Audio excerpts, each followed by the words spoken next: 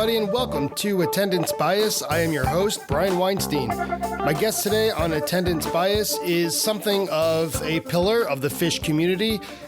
Perhaps the word legend is in order today. In any case, the guest for today is the creator of the Fish Stats website and author of This Has All Been Wonderful, a travel monologue from the summer of 1994, the year fish became fish. It is David ZZYZX Steinberg. David chose to discuss the Fish Show from September 22nd, 1990 at the Student Union Ballroom at UMass Amherst in Amherst, Massachusetts. Years and years ago, when I first discovered Fish's internet presence, Dave's statistics website was one of my first stops, almost on a daily basis. As you'll hear me say early in our conversation today, I would become obsessed with checking my stats after every single show. I needed to know in how many states I'd seen the band, or how many time zones I'd seen the band, what the probability was that I would see Glide, my most seen first set openers, my most seen second set openers, down with disease, and so on. As you can tell by my fact checks at the end of each podcast episode, all of my fish opinions have to be qualified with some sort of objectivity. Dave's stats page provided an ever-evolving form of that. When Dave told me that he wanted to discuss a show from the fall of 1990, I was immediately sold. Of course, there's nothing wrong with more recent shows on Attendance Bias, but it's important for everyone, myself included, to revisit the band's roots. And I never before had the opportunity to sit down for a long conversation with a person who was in the band's orbit so early on in their career. So get your hand stamped, get your ticket stub, say hi to Paige at the pool table, and perk up those ears for the secret language as we join Dave Steinberg on September 22nd, 1990 at the Student Union Ballroom at UMass Amherst. Let's meet today's guest. Dave, welcome to Attendance Bias. Thanks for being here. Thank you. So we are here to talk about September 22nd, 1990 at the Student Union Ballroom in UMass in Amherst. And when you and I were going back and forth trying to pick out a show, you were deciding between this and a show in May of that year in Toad's Place, Connecticut. And when you suggested 1990, I was automatically in. You could have picked any show in the world because I think other than this, the earliest show that a guest on Attendance Bias has picked has been from 1996. So we're going way back, not just in terms of number of years, but also in terms of the band's development. So what is it about 1990 that you were going back and forth in your head? Well, it's one of those things I've noticed a lot in the fish world, which is people think that Fish started in August 1993, played a few dozen shows that month, then took another break, came back for 3 shows in May and June of 1994, took another break, and then they really formed as a band in fall of 94.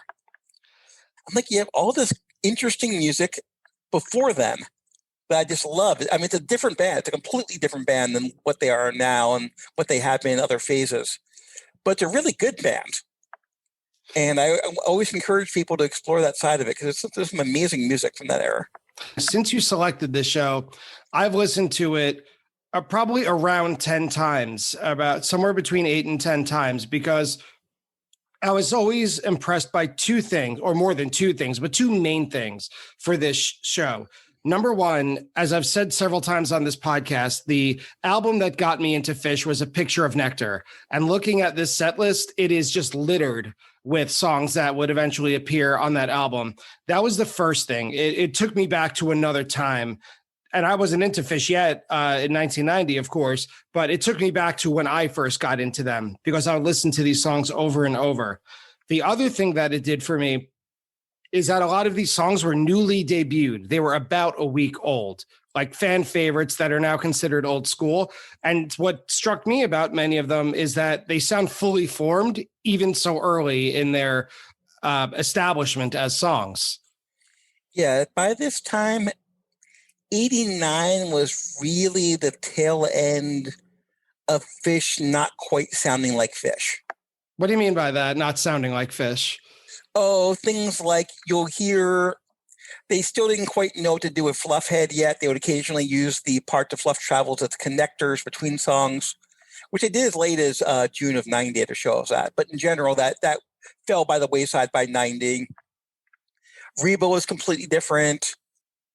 Starting in 90, while there was occasionally things like Rift where they would rewrite the song on the fly, the songs were usually fairly fully formed when they would hit the stage, as opposed to if you listen to a lot of 88, 87, you'll hear songs sound like Tila will sound different every time they do it. There'll be a bridge and there'll be a second bridge, and then all the bridges will be gone.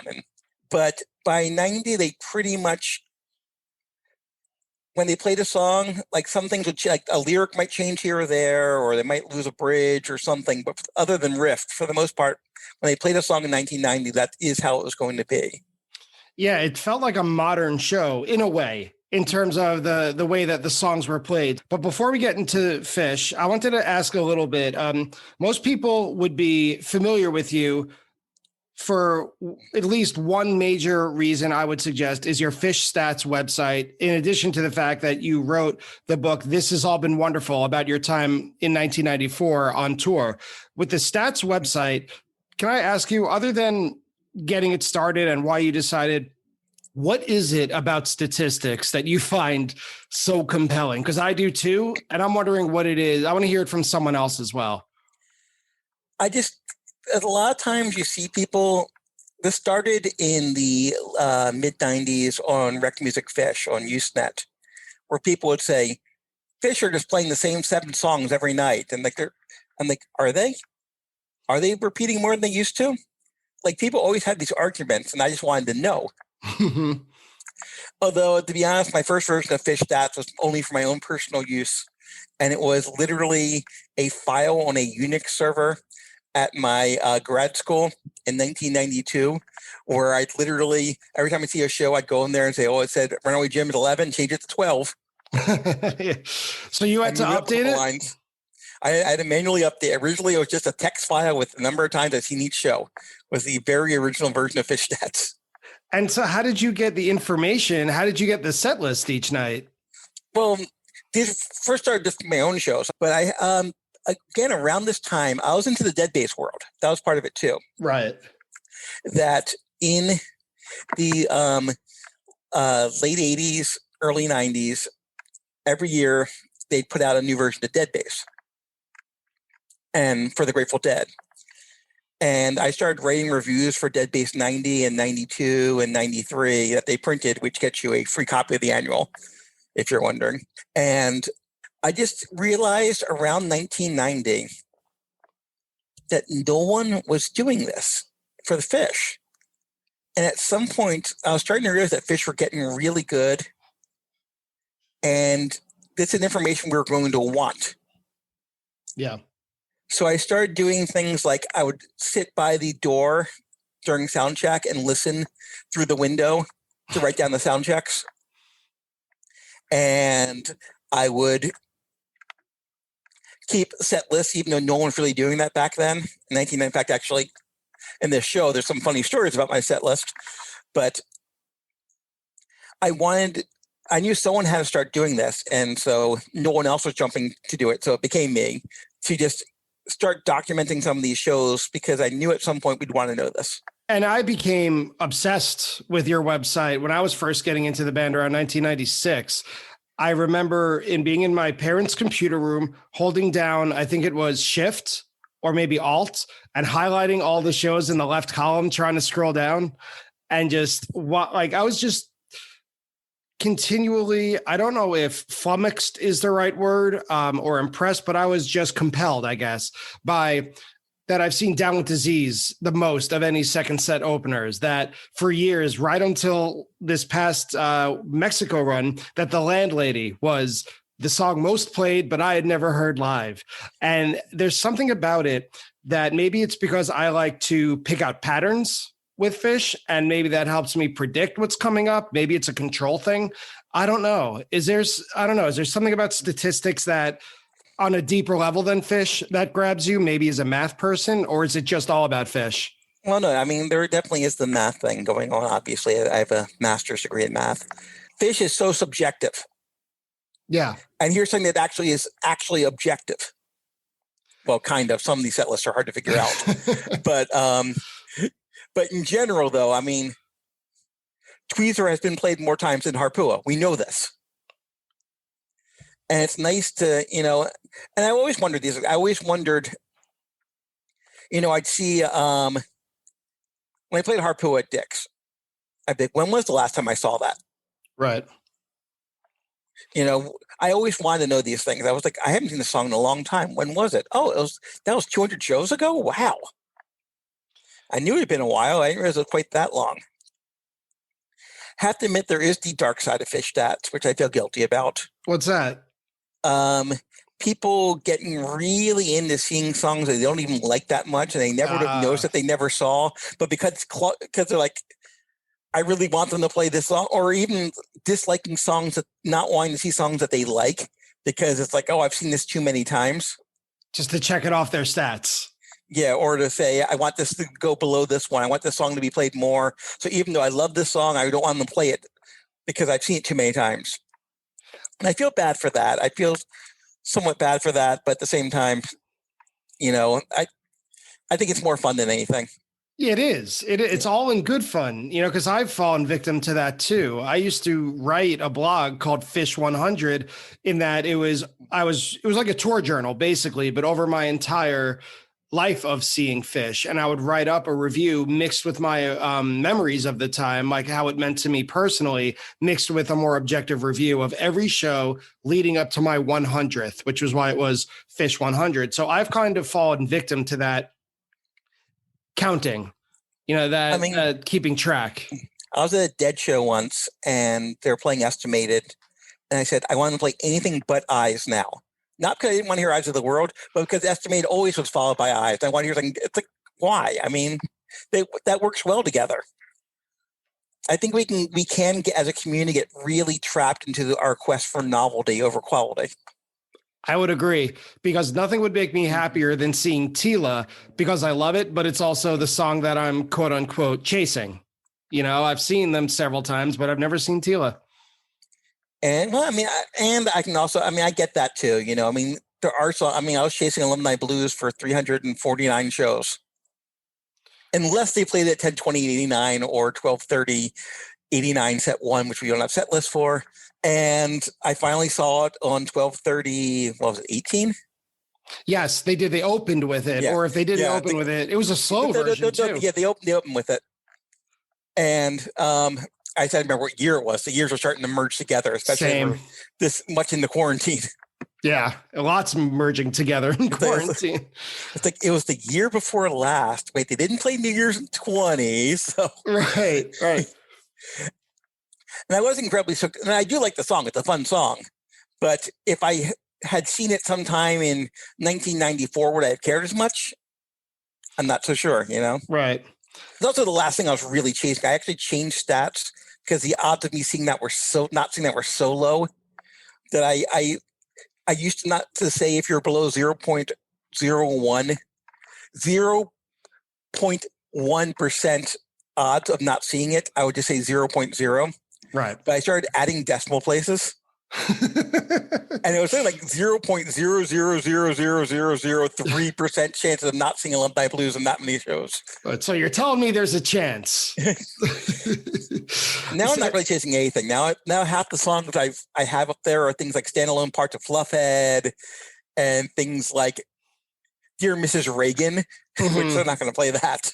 Right, or Lushington, right, or Leprechaun, things like that. No, I've seen 2 of the 3 Leprechauns. Well, let me ask you, you've been name dropping some pretty old dates or long ago dates, and you mentioned listening outside of a theater for the sound check to keep track of that. When was your first show, and what do you remember of it? My first show was at the Chance of Poughkeepsie, which I randomly looked up today because I was talking to my wife about that, and apparently one is for sale. If you have $1.75 million, you can buy the Chance. And it seats about, depending which source you go to, a 900 or about 700. I've seen conflicting reports. Mm-hmm. And I went to the show because the opening band was a bard band. My school I went to, and I wanted to support them. And I went there saying, they should open for you. And they were just like, they were a fun little dead cover-y kind of band. And what I remember about it, more than anything was during the second set. First, Trey, they play four bends, and Trey goes, "A lot of you don't understand, probably don't know what's going on right now." Like, what do you mean? I know what's going on right now. You're playing a Fish show. Like, what do you mean? And he started telling the story, but the acoustics weren't quite dialed in that moment, and I couldn't follow the story. It's like, I wasn't confused until you started telling this, and now I don't know what's going on at all. I love how Trey always, not always, but often feels the need to justify the fact that he's talking in the first place, right? He's like, everyone's there, not just for him, but he owns the stage, right? I mean, we wouldn't be there if not for him, but he always feels like I shouldn't be talking so much. He always says that, right? And well, not then. Well, we also got a harpua to close the second set. Okay, so a lot of narration. Yeah, we've got two narrations at my first show in the second set, and that's really what stuck with me was the harpua. Because like this is back when they would just tell the harpua story. They didn't do too long of a cover in the middle. It was just dog cat fight. Right, your cat died, right? And there was a long build up to the poster nutbag's name, and your name, the name I gave you, it's not fluff. It's like poster nutbag. And what year is this? What was the date of this show? 10/28/1989. Okay. So and so why did you pick the show today, September 22nd, 1990? What did it mean to you? Because attendance bias, earlier you said that one thing you love about Fish is that they're so subjective. And I feel like that's kind of the essence of this podcast, that people are biased towards certain shows because they were there and it meant something meaningful to them. So what was it about this show, the 22nd of September in 1990, that if all the shows that you've picked, well over 300, that you zeroed in on this one? One, because the venue, and I don't know if you want me to go into this now or later. You could go. You could start. Okay. The venue is such a different experience than pretty much anywhere else I saw them. Even when I saw them in small places like Toad's Place or the Chance, which is Toad's Place wasn't necessarily so much small as there was no one there. They had during finals week at Yale and 50 people showed up. But, Toad's Place or the Chance or Iko's in Saratoga, you're at a bar. You're at a concert venue. You kind of knew you were going there. But with this show, you go there, and everyone in their minds, thinking, okay, Fish in the 90s, they're probably in New England. They're probably picturing you go outside, you get to the parking lot, and there are people in patchwork and corduroys and kicking around a hacky sack. You get to the parking lot for this venue, and you're in a campus parking lot. You open the door to the front door, and you walk down this hall. And on either side, there are administrative buildings or rooms. I'm assuming it's for stuff like the student yearbook and stuff like that, or the school newspaper. Right. So you walk down this long hall just filled with random office spaces. You walk up a flight of stairs. You walk back the hall the other way. And then at the end of that hallway, there is a large open space. That was the venue. Was there a stage? Yes. Okay. It was a designated ballroom. But nothing until you got to that point made you think I'm going to see Fish tonight. Mm-hmm. It was just, I'm walking through this space, hey there, I can probably pay my parking fees for next year. And over there, maybe if I'm in trouble, I go into that room over there. And all of a sudden, and even there, it wasn't all of a sudden you'll see people, doing Fish lot stuff. All of a sudden, it's if you kept on walking, you would get to the show. And the second reason I told the show, this is the show I was a rebel at. What do you mean, a rebel? I broke the rules this night. Oh, no, you didn't. What did you do? I went to the show, and this show was sold out. This is the first time? It's one of the first times I went to a show. It didn't occur to me to buy a ticket. I don't know how I could have bought a ticket in advance, actually, because it's before Ticketmasters everywhere. Yeah, you probably had to go to the box office. You only could buy tickets for a small radius back then. You went to the Ticketron or Ticketmaster, which did exist then. Those two were competing. You only could buy tickets for local events. So I don't know if they even could have bought a ticket for this event. I didn't know who sold them. Right. You probably had to go to the campus. They probably had a campus box office. Yeah, maybe. I mean, I honestly could not tell you. So I got there, and the show was sold out. However, remember how I described this scene to you Yeah. about you walk down this hallway? At the end of the hall, the space had two open doors. There was a line, like elementary school hallways that have like those lines on the floor that you're supposed to follow when you walk. Yeah, they still do. Yeah, it had a line like that on the floor. And if you're on one side of that line, you're inside the venue. If you're on the other side, you're outside the venue. And there I was outside the venue. Could hear perfectly fine because I literally was just inches away from being inside the venue with an open door separating it. But I wanted to be inside because, I don't get shut out. No, how could you? So during Divide Sky, which is early on the show, someone hands me a ticket stub. And this is back when you could go in and out with a ticket stub.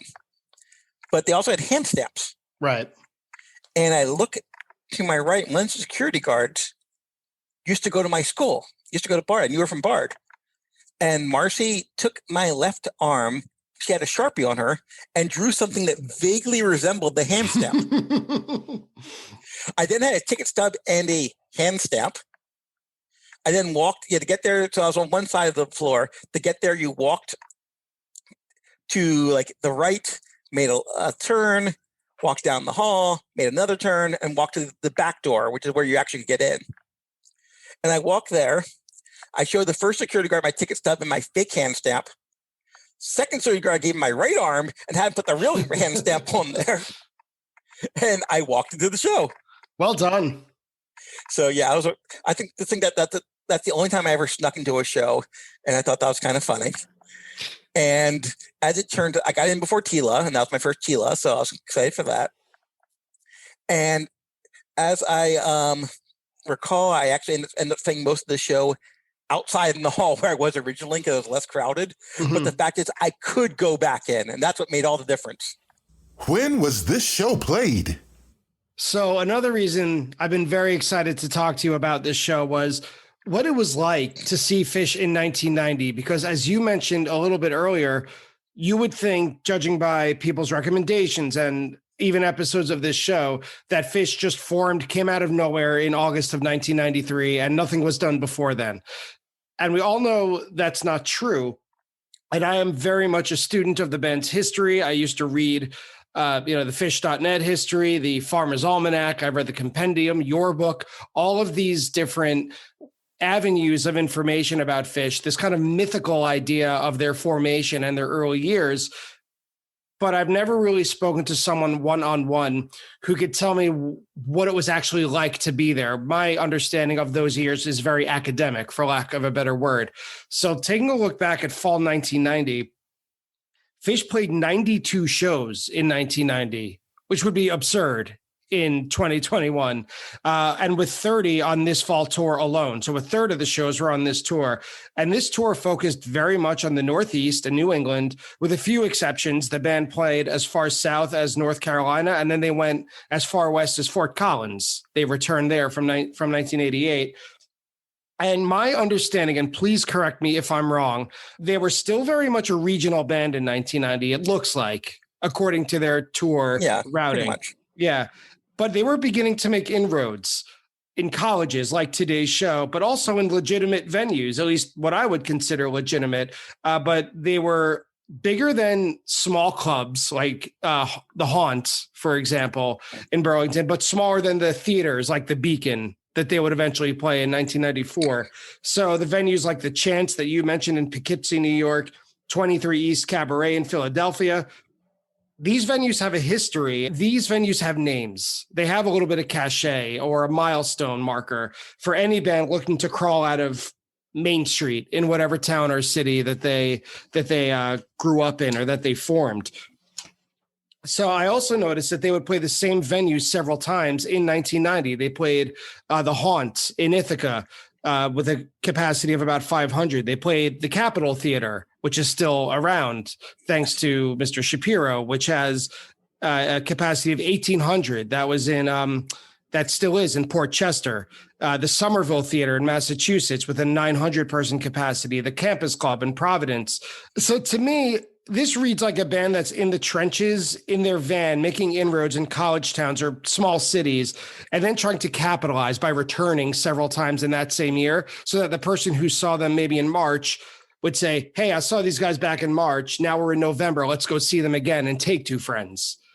Yeah, it is a lot. That is basically what I was doing, Yeah. I mean, it started out being that Fish was kind of what we did between Dead Tour.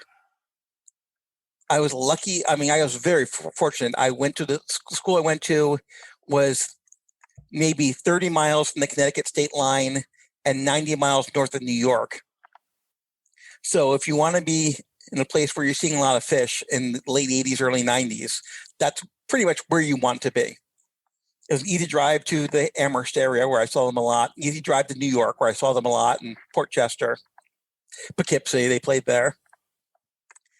And it was, I took a lot. I know I have a lot of friends who have seen Fish 3 or 4 times, but never later than 1990. Because I said, hey, I'm bored. Let's go see Fish. I'm like, okay.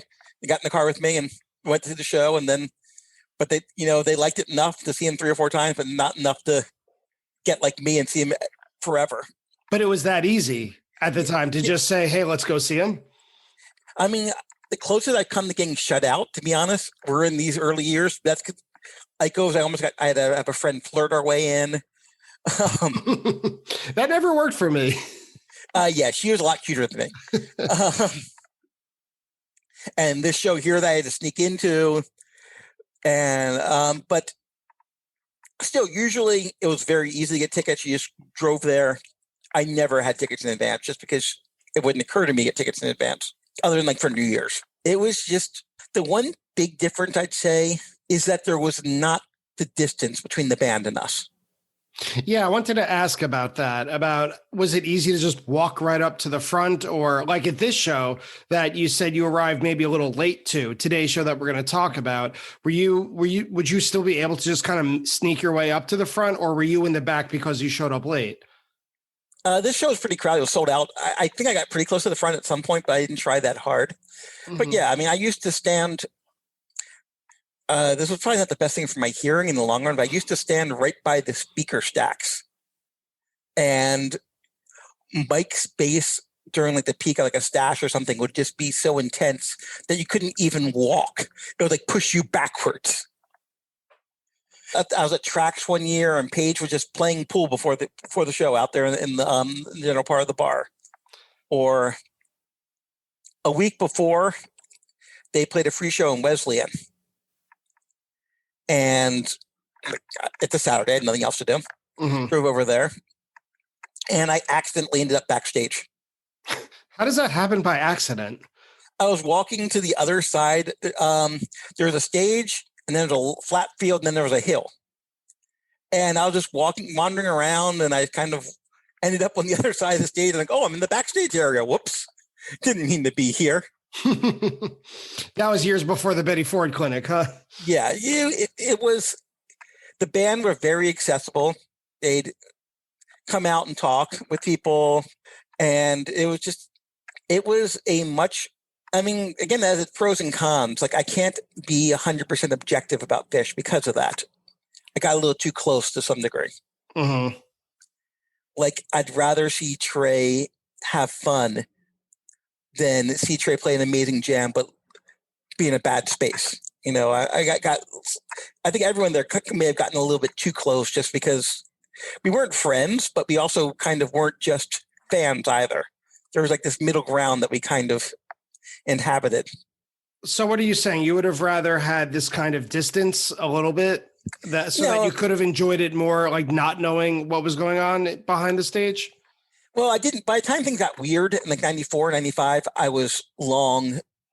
No, just more that, and I've wondered this before. Would I have preferred to be just another fan rather than all this weird, like in my book, the whole timer thing, like, yeah. The fact is I can't really get away with anything. Like, and to be fair, to be clear, at least, you've never had any official association with Fish, right? You've never been on their payroll, right? No. Technically. Oh, okay. For 5 minutes at the ICO show in March 1990, I was running the merch booth.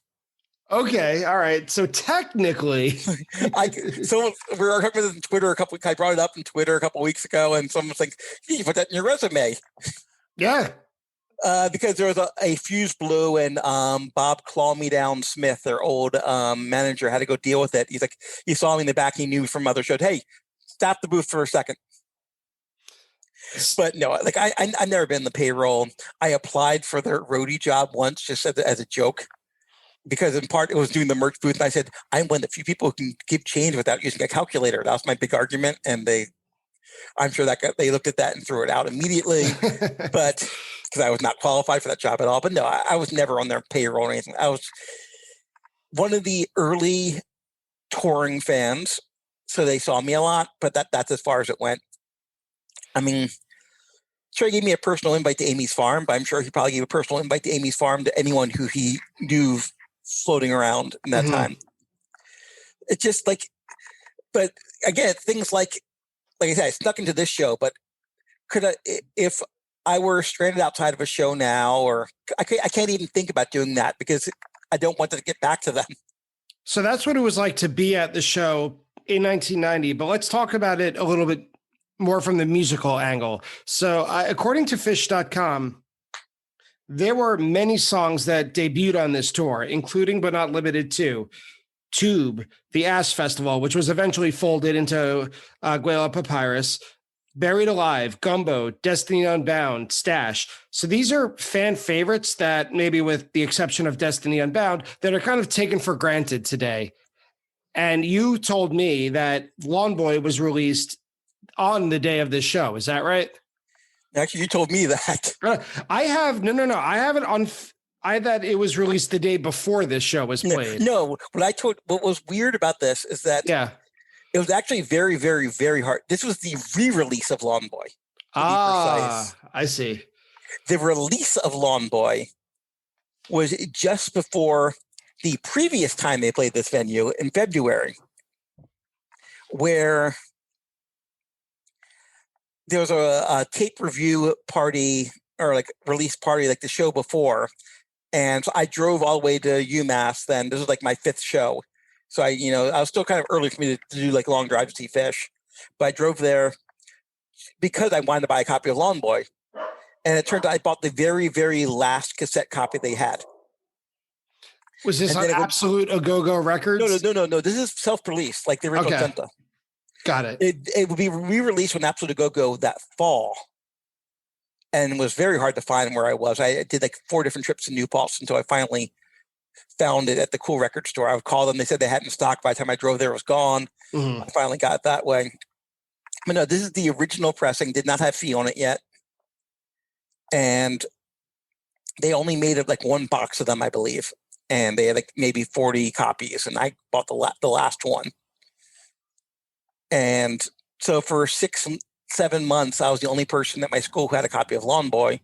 So I was taping it for everyone, which became a bit of a contention between me and Paige. Oh, really? Lawn Boy, I don't know if you noticed this that closely, is about 47 minutes long.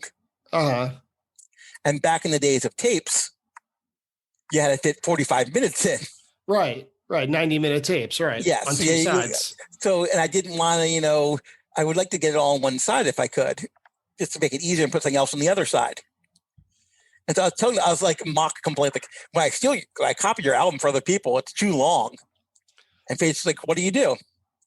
I cut off Lawn Boy. Like, wait a second, I sing that. You said that to Paige? Yes. He's like, wait a second, I sing that song. I'm like, well, yeah, but it's 47 minutes. What about Okie Pa? Like, yeah, I guess I could have done that, but I did Lawn Boy. And for years, if I ever asked him anything, he would. I don't do that for someone who cuts Lawn Boy off of tapes. Yeah, how dare you? He's the sensitive one. So so that became a bit of a running joke. But yes, they re-released it right before them, which is just kind of a funny coincidence that both times I was at the same venue that they only played 3 times. And speaking of taping and recording tapes, this was the first tour when tapers were disallowed from plugging into the soundboard. And I think we've heard this story a couple of times from various outlets. Tapers began to unplug and kind of mess with, right? That's what I've heard too. Yeah, so this is the first tour that tapers were disallowed from that, which would cause chaos with the band's sound system and recording equipment. Now, this show, when you listen to it on fishin, I couldn't tell if it was an audience recording or a soundboard recording because it sounds wonderful. This is a tape that I did not have for years, and I'm very happy. I finally felt like, oh wow, it's a really great sounding tape. I was very excited to finally get it for that reason. Yeah, actually, part of it is they actually have shows back in the early days where even the band didn't record. Yeah, is it like set list not known or set list not Like available? including my first show, the band every now and then I ask, hey Kevin, 10/28/89 ever show up? No. And the funniest I think though is my third show at the Wetlands. Only the second set circulates. Huh. Which means that someone was organized enough to tape the show, but not organized to show up for the first set. Hey, that sounds about right, though. What do you think about some Fish fans that I know, at least? But no, it's a stunning recording. Set 1. So diving into this show, the first set opens with Buried Alive and My Sweet One, back to back. What I loved about it, just from a musical standpoint, is that both songs are kind of, I don't want to say reliant, but very heavily focused on Fishman, kind of playing that, if not bluegrass, but certainly halftime or double time, really upbeat on the snare drum. And my first thought were, it sounds like a great audience recording. Mike is kind of low in the mix, and I'm guessing that it's a very small venue. I spent the last week trying to find out how big this venue is. Mm-hmm. And like I told you, it literally is a open room in a office building. If I had to make a guess, I'd say the low end is probably 300 and the high end would be 1,000. There's no, I mean, it wasn't that, I mean, it's a reasonably sized room, but ultimately it's a rectangular room. Right.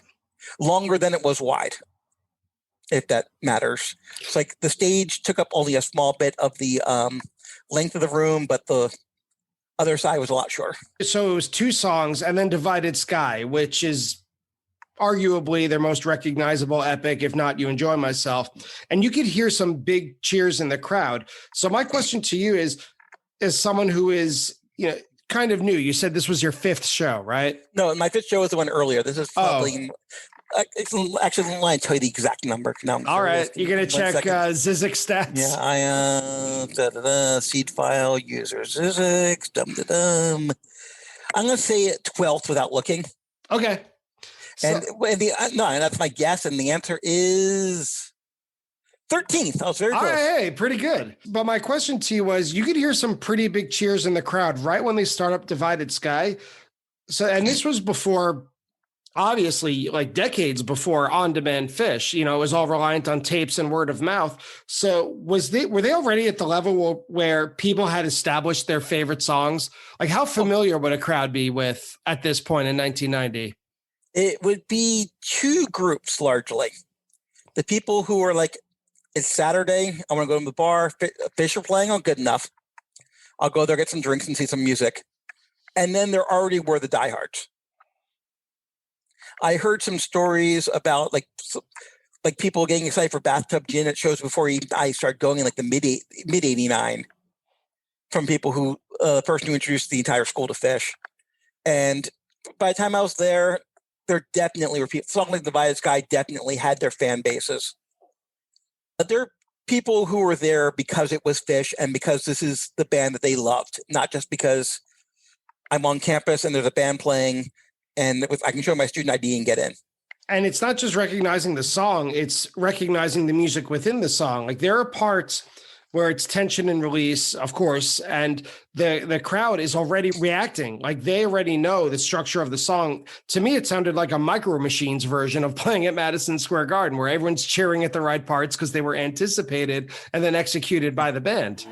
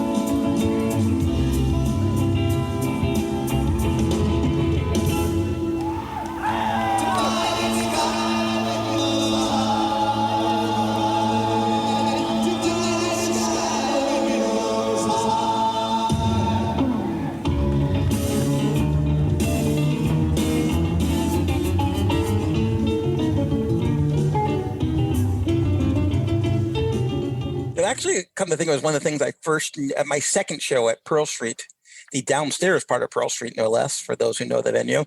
That's in Northampton, right? Yes, which is not far from Amherst. Mm-hmm.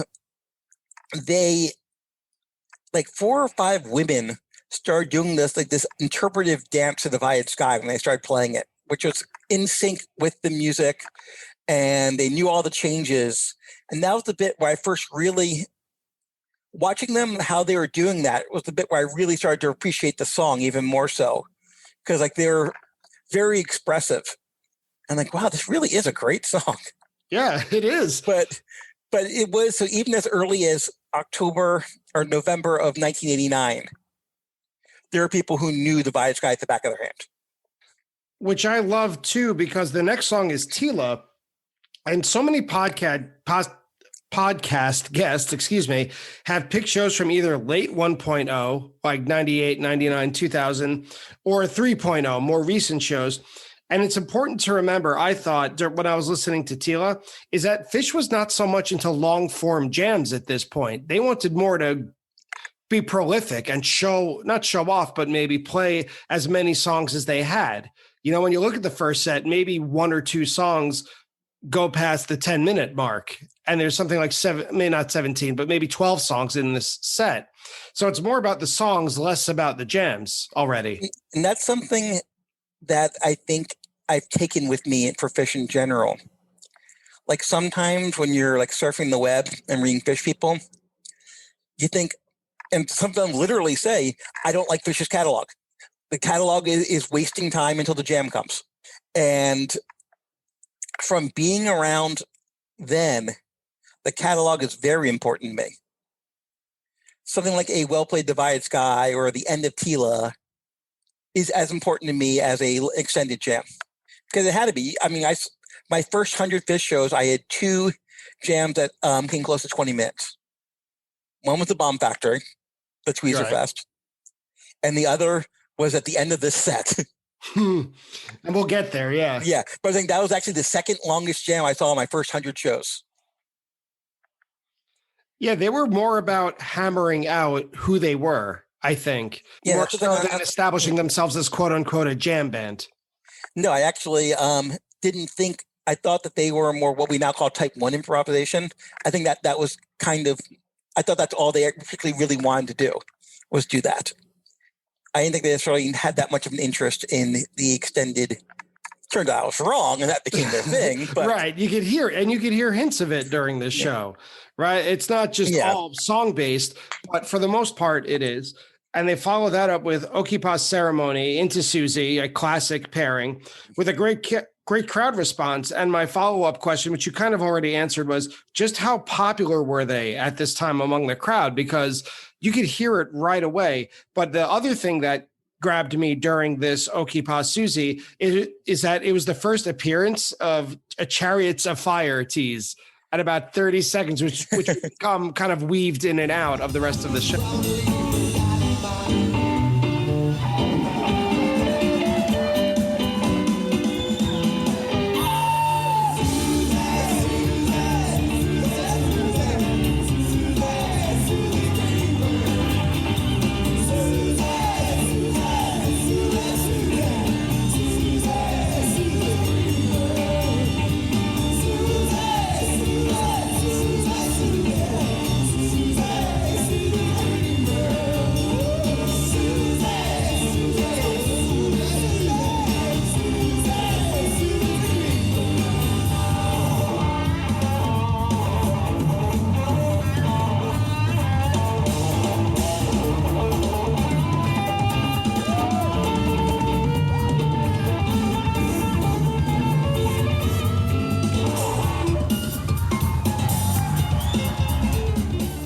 that was a motif they used to do a lot. They used to really get into doing a tease, or there was like a 92 at at the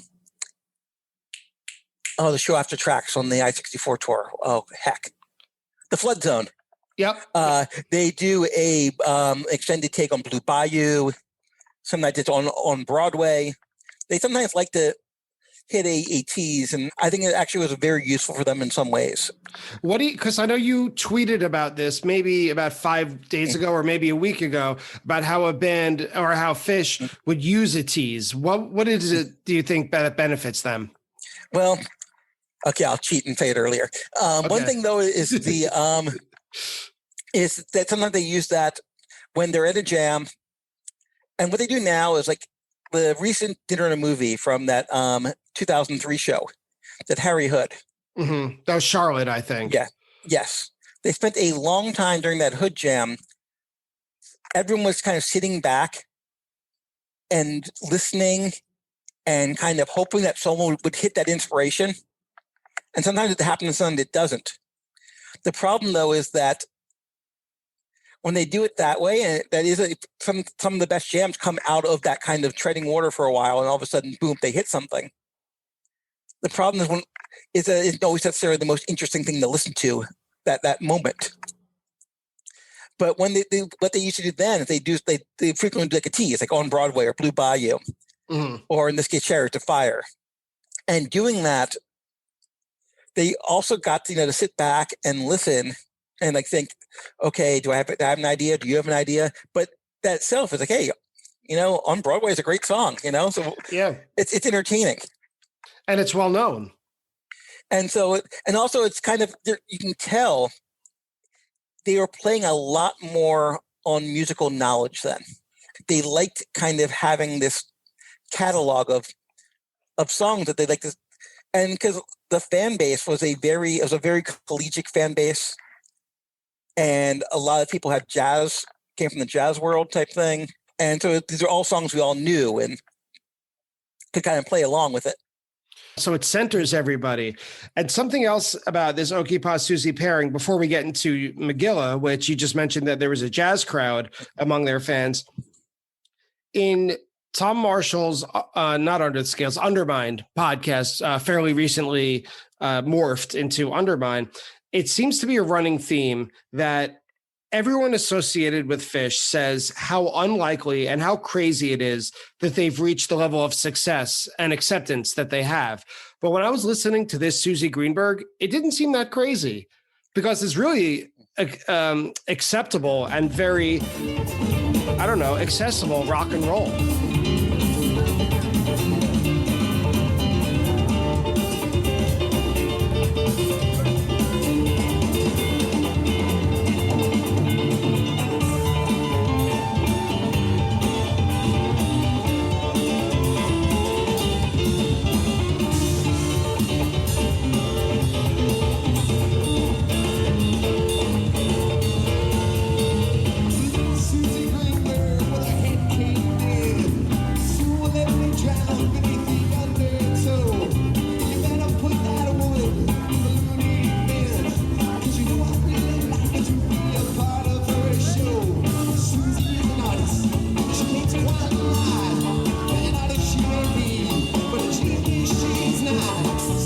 I mean, Fish got lucky in many ways. I mean, they were the right band at the right time.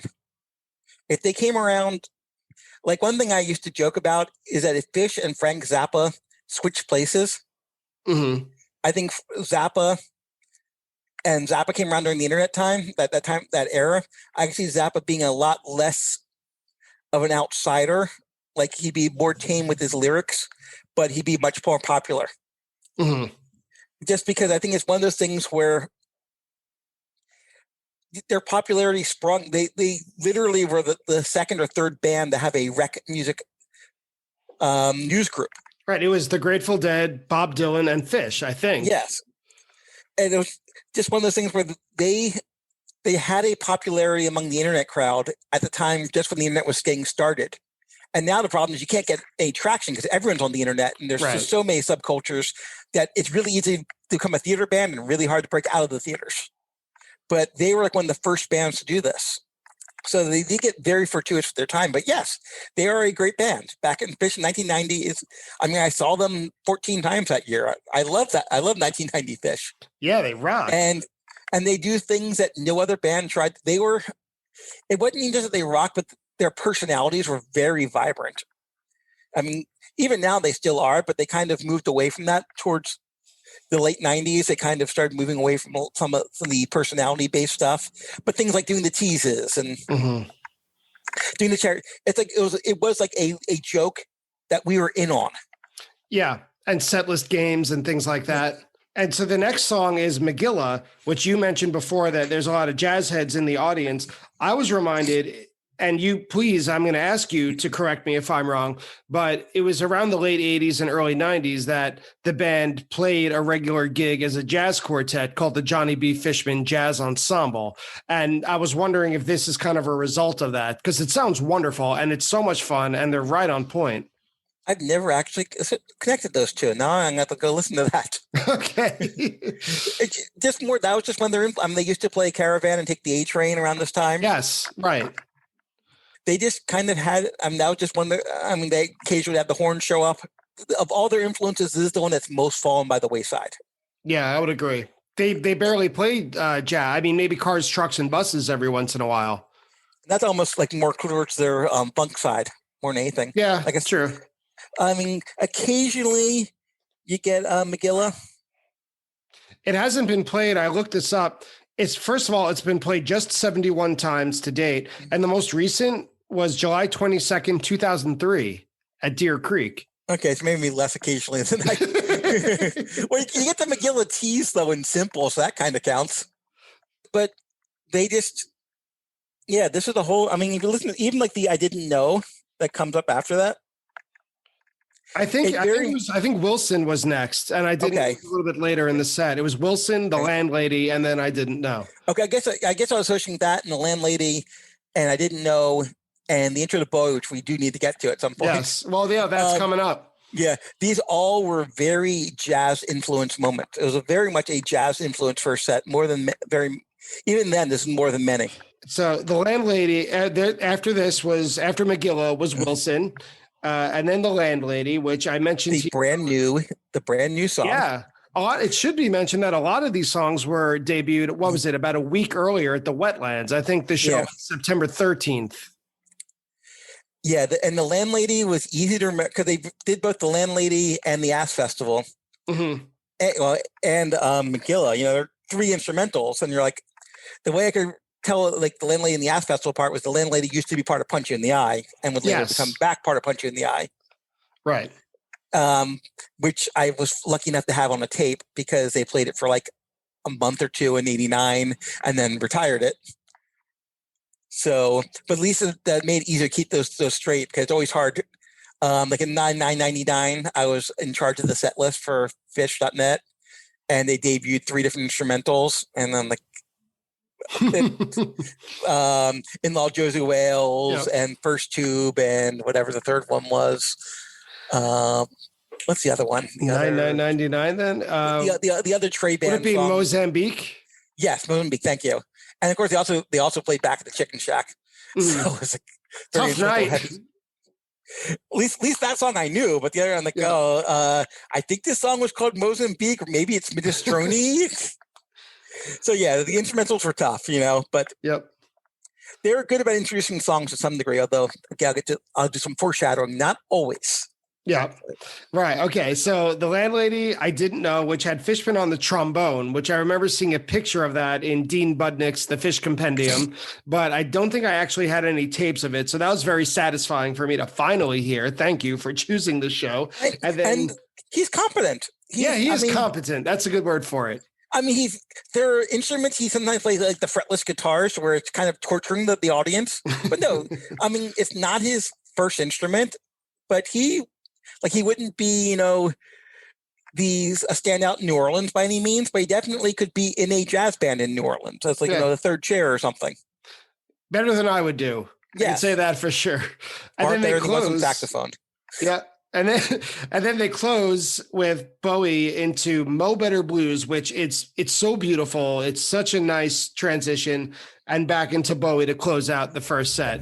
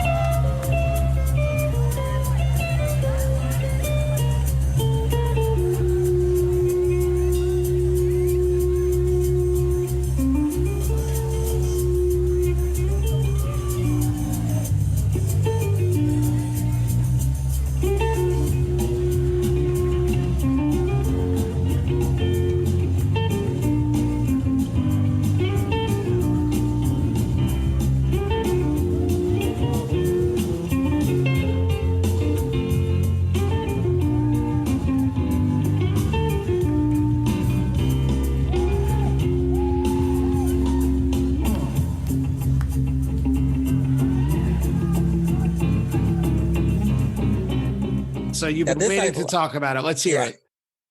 A couple things. First, that Wesleyan show I went to a week before, and I really need to look at the set list really fast. I want to say it was during Antelope, and I listened to one of your podcasts, and you correct people if they're wrong. So I'm just a fact checker. I want to make sure that it wasn't back during Antelope. And yes, it was during Antelope. So I'm seeing Fish, like, at Wesleyan, and they're playing Antelope, and all of a sudden they go do do do do do do do do do do do, and like in the middle of the jam, go right back. I was like, what just happened there? And I went back and I asked my musician friends, if you were in a band and you were, trying to do that, how would you do that? And one person guessed they were counting bars, which would make sense, but it was like 5 minutes into the song, and so I don't think they wanted to count that high.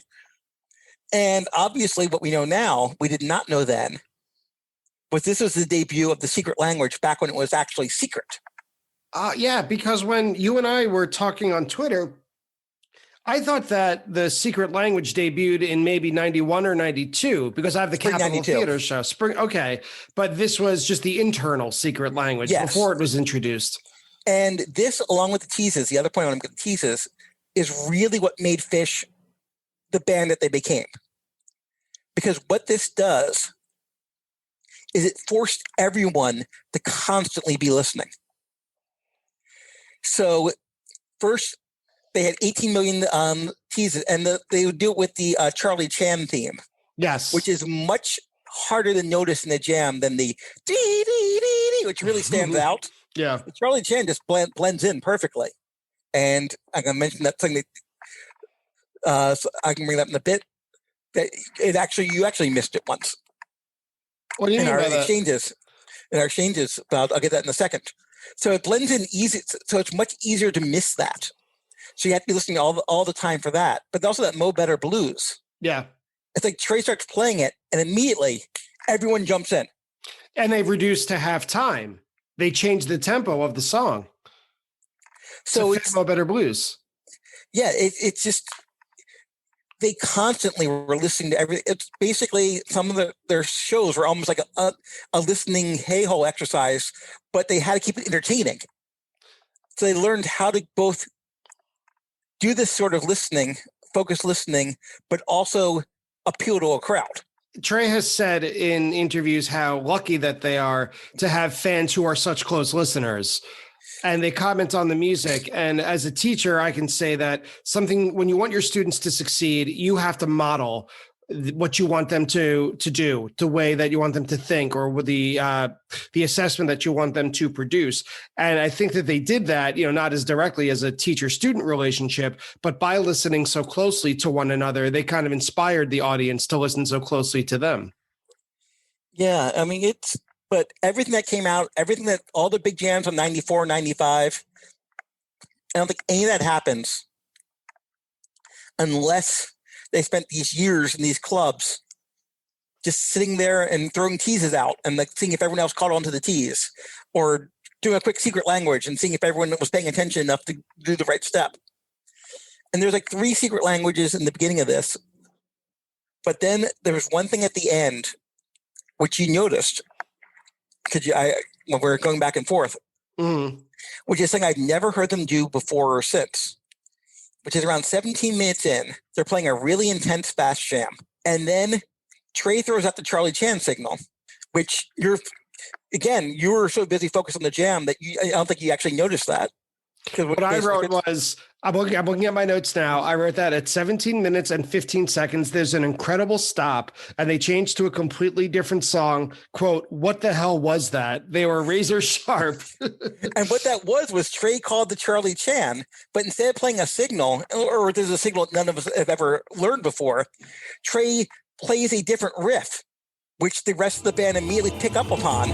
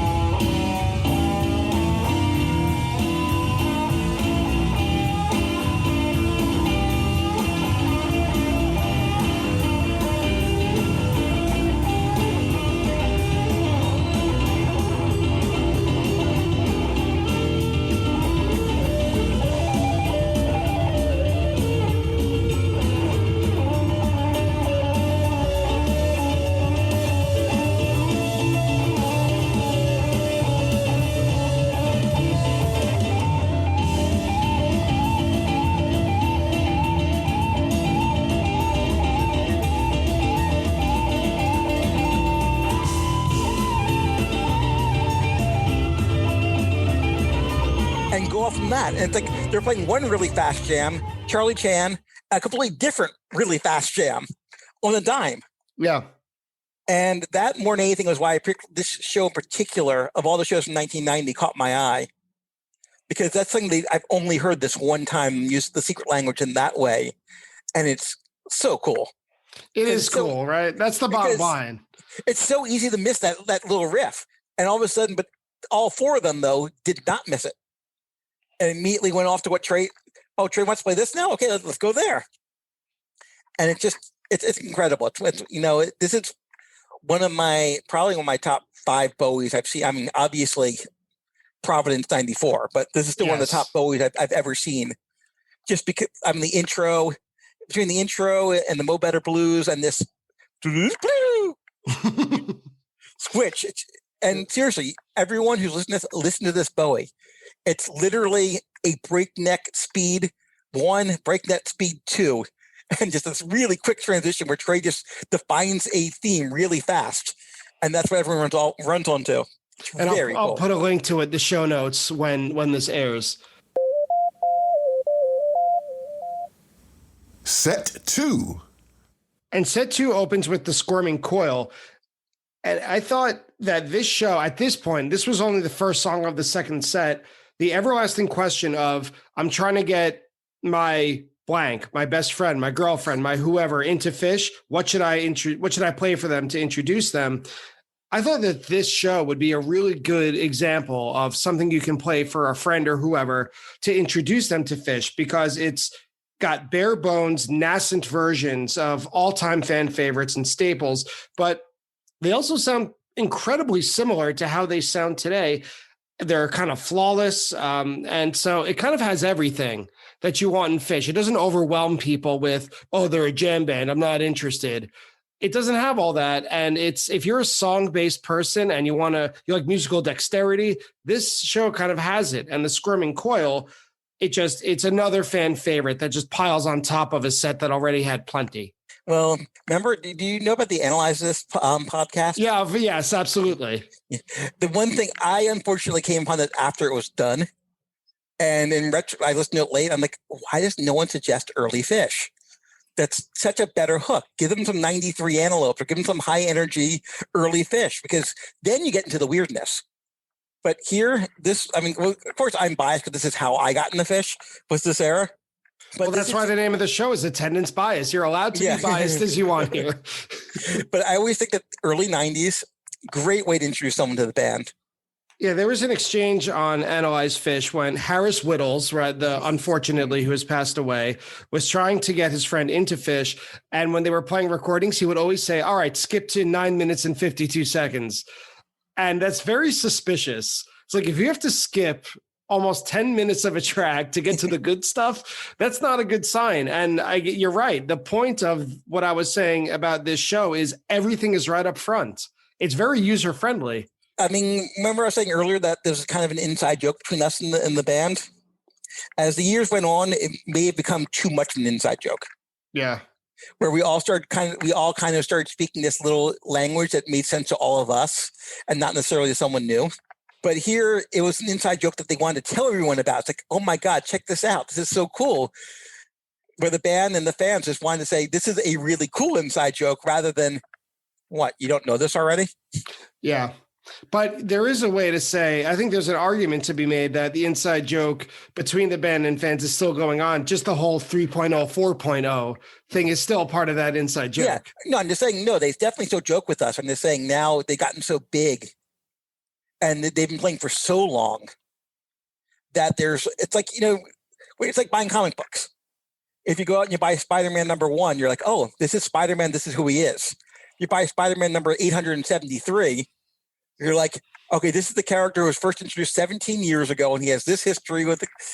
And you spend half your time catching up to who everyone is. And this was easier then because we all, Fish were first finally playing out of Vermont or Colorado. And so all of us were relatively new to the scene, and we're all excited about this band, and we just wanted to see them over and over again, but we didn't quite have the history, the years yet of just they're just like, writing new songs, and they were like, as opposed to having songs that were 17 years old. Yeah. And speaking of being kind of broken in or not yet, really, the next two songs are Tweezer and Destiny Unbound. And Tweezer was debuted just 6 months earlier, but this was already the 25th time they played it. This is really like a brand new toy that they found. And you could hear it very early on that they're not only embracing the weirdness of the song about 2.5 minutes in, and they're already taking advantage of how flexible the song can be. They could literally do anything they want with it: screaming, distorting, shouting, making weird shrieking noises. And then they're already able to immediately step back from the Uncle Ebenezer section. It sounds like they're already experts. I mean, this was the jam vehicle for a long time. Yeah. And this was pretty much the only one. I mean, Antelope and Bowie kind of formed those roles to some degree, but this was the one that was a 3-minute intro. Just like the Ghost or, Piper, where it's like 3 minutes of song and then whatever, as opposed to set like 10 minutes of song and then some weirdness in the middle. This was the first real jam vehicle of the song. And this one is really good. It's about 10 minutes long or so, but this is really Trey, like Machine Gun Trey, warming up. He is really taking it everywhere. He shreds about 8 minutes. I wrote, my notes include the phrases "taking no prisoners," 100 miles per hour. "This band is hungry." "This band is on overdrive." This really shot it to the moon. And when you hear that phrase, quote, "young and hungry," I think that this Tweezer is kind of a distillation of that phrase.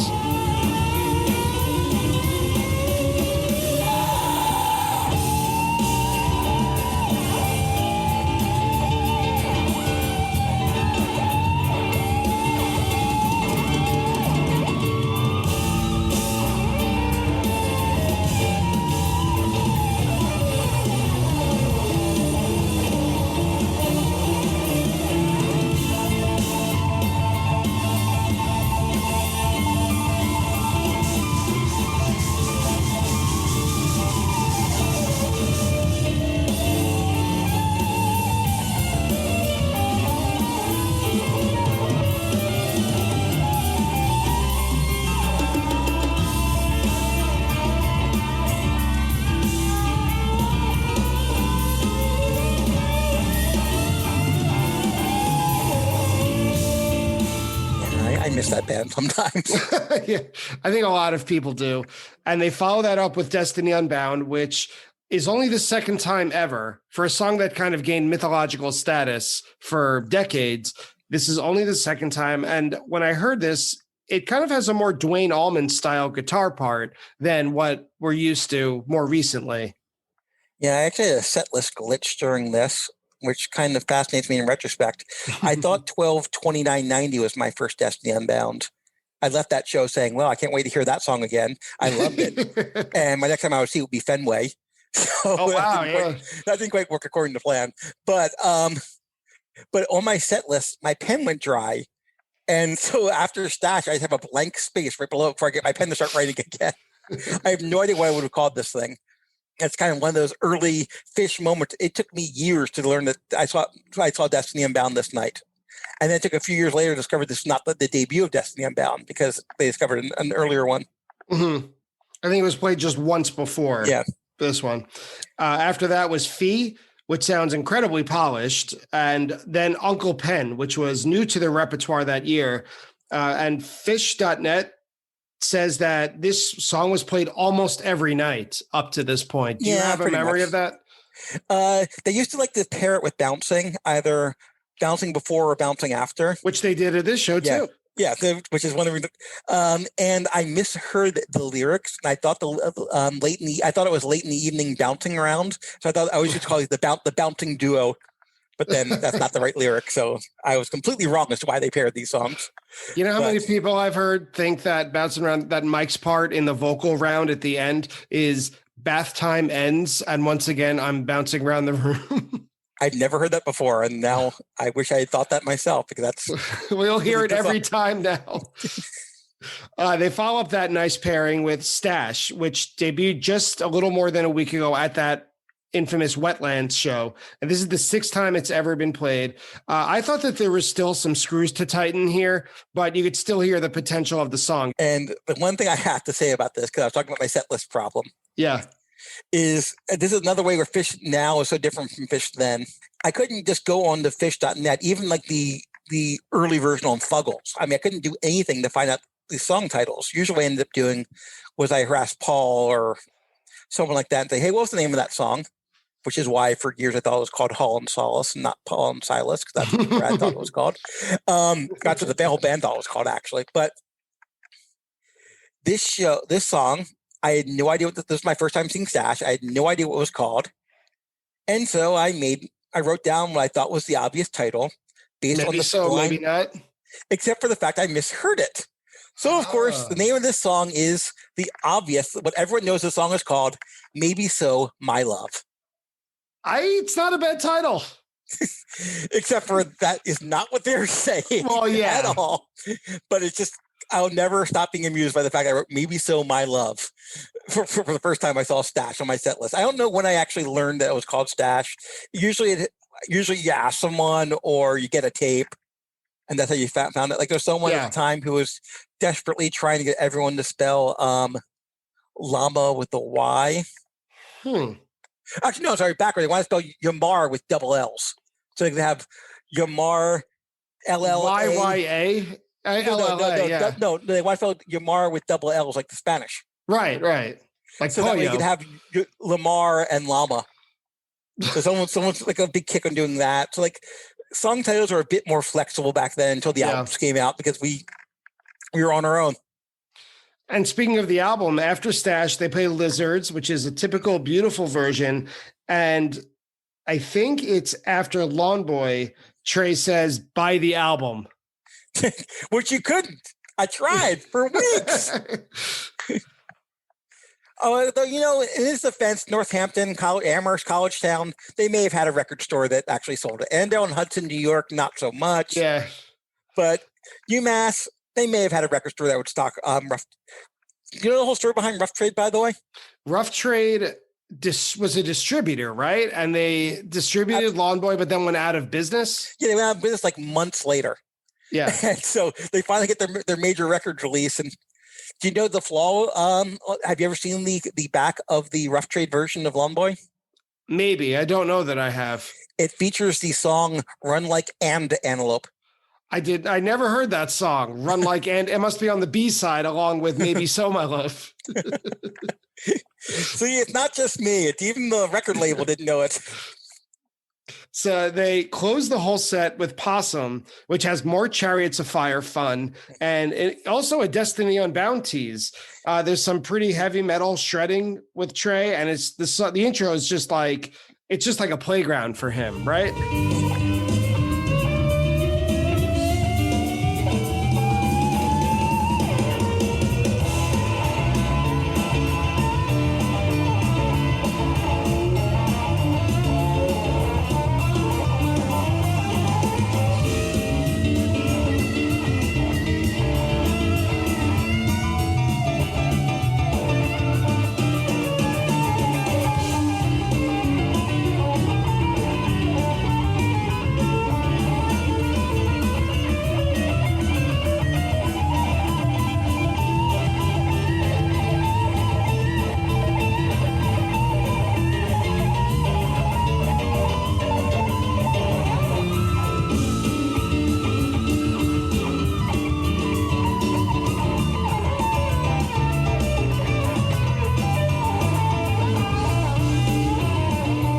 Yeah, that's one of the things that if I could bring back things from past Fish eras, the old Possum intros is one of the things I would bring back. I would agree. That and Bowie intros. Like I'd say maybe like 91, fall 91 through spring 92. Those are all my favorite Possums. They were just... The Possum from, I think it's the Anaconda Theater.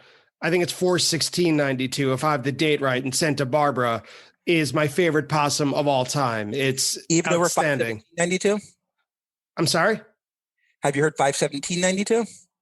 That's been released. Where is that? What's the... Schenectady. Yes, I have. Yeah, it's See, incredible. that's my favorite. Yeah, deservedly. $5 show, my last $5 show. That, you know what? That's something I would bring back from Fish. Well, the Wesleyan show I mentioned a few from week prior was a free show. All right, I'd bring that back too. Bring them all back. My first show was December 29th, 97, and that ticket cost was $27.50. I'd bring that back. Yeah, that too. I'd take that too.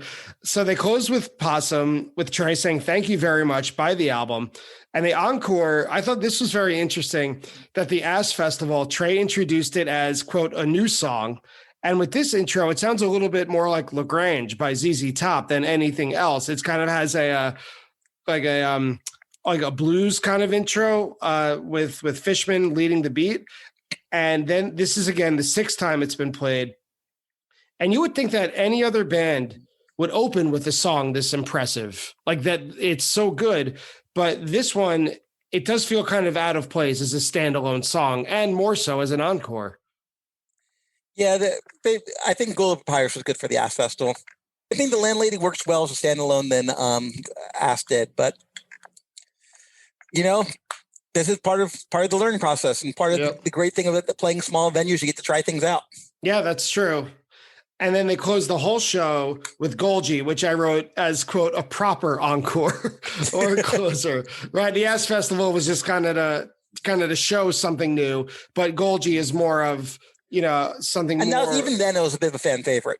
Yeah, you could hear it in the crowd reaction. And I guess I did get a ticket stub, so I did have something to hold. I was the person who did hold the ticket stub. I still do. I did back then. I still did then.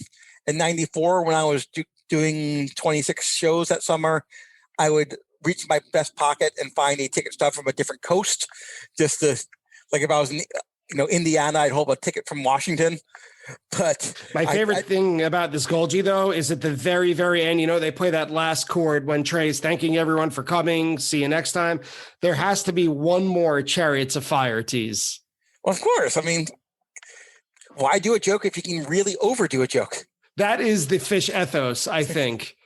Yeah, it's not enough to do a joke. You have to overdo it. It's almost like in The Simpsons when Sideshow Bob steps on the rakes. It's funny, and then it's overdone until it's not funny, and then it's so overdone that it becomes funny again. And again, it keeps us on our toes as listeners. Yeah. And to the point now where we're overtrained. Now we listen to any like phrasing at all.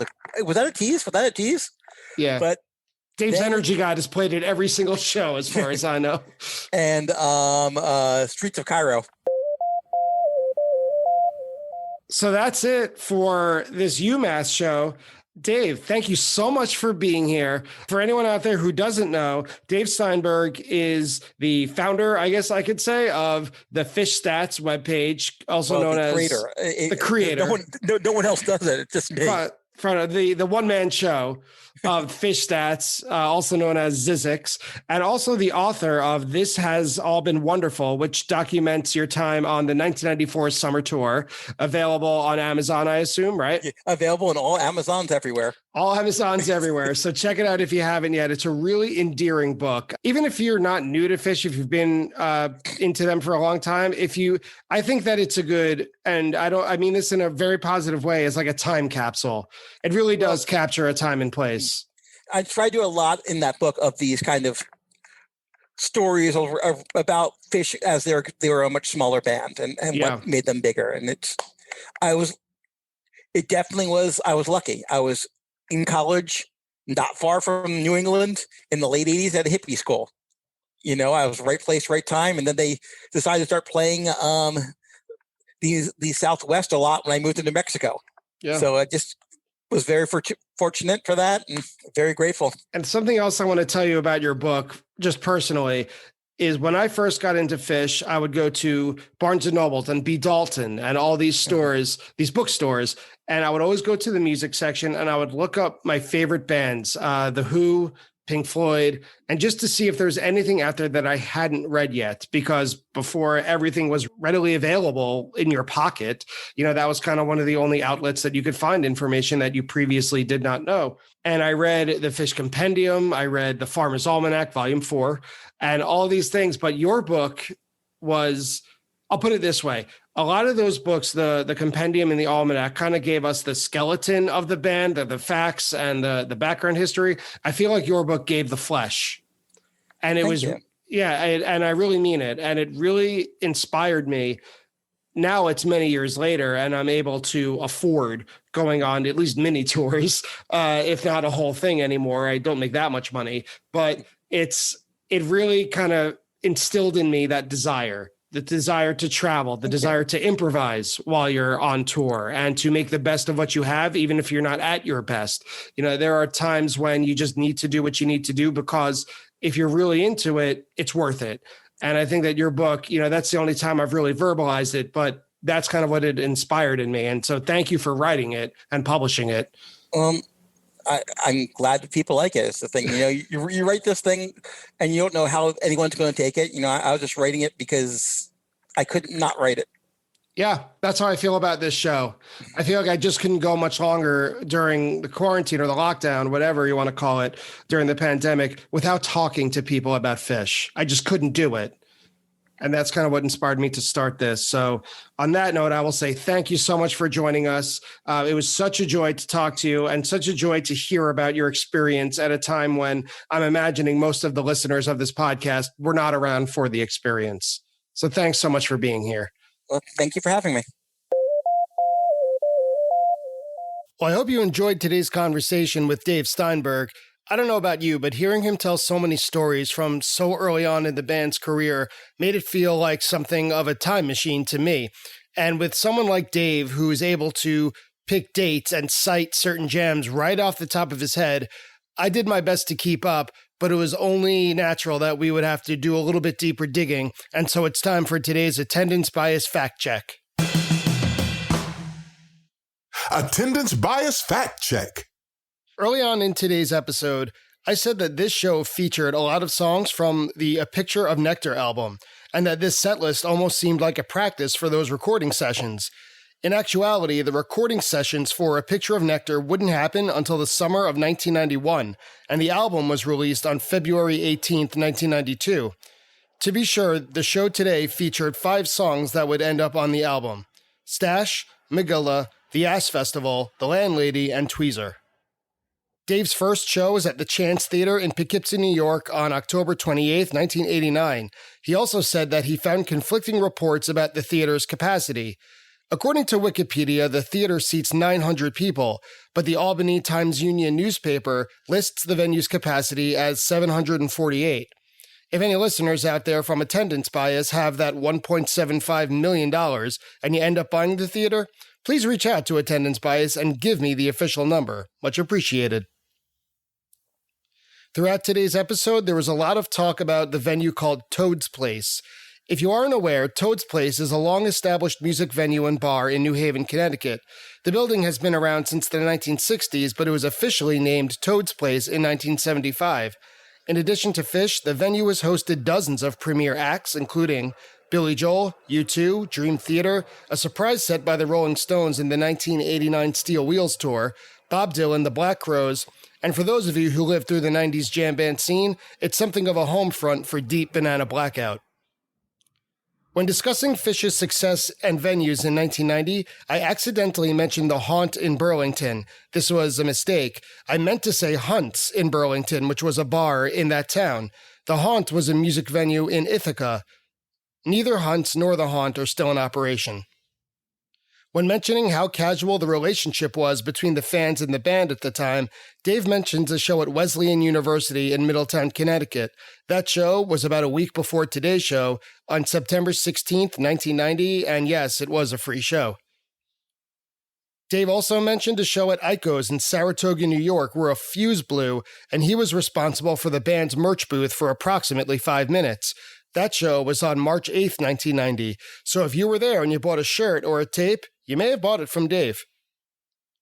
When talking about 1990, there was a little confusion over the release date of the Lawn Boy album. Lawn Boy was officially released on cassette the day before this show on September 21st, 1990, according to Fish.com. This is why Trey tells the audience toward the end of today's show to buy the album. The CD version of Lawn Boy was released a couple of years later on June 30th, 1992.